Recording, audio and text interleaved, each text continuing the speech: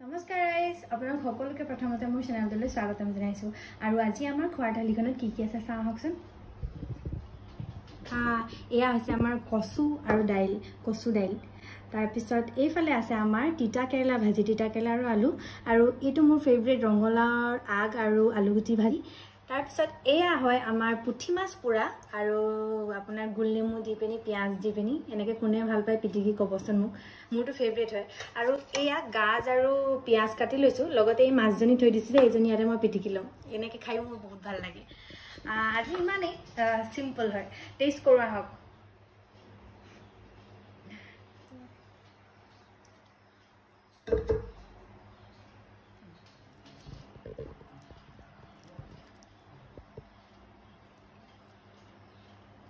কচু দাইল কিমান ভাল লাগে প্ৰথমতে এইটো টেষ্ট কৰো ৰঙলাও আৰু আলুগুটি ভাজি মজা আৰু লগত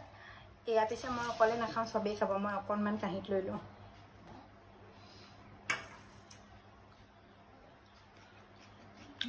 এইটো আৰু হলে ভাত একো নহলেও হয় সবজি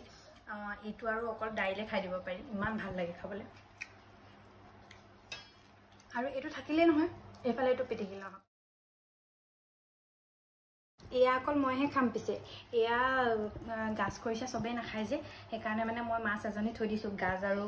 হেৰি পিঁয়াজৰ লগত এনেকৈ পিটিকি ল'বলৈ গাজৰ লগত ভোট জলকীয়া দি থোৱা আছে ধুনীয়া হৈছে খাবলৈ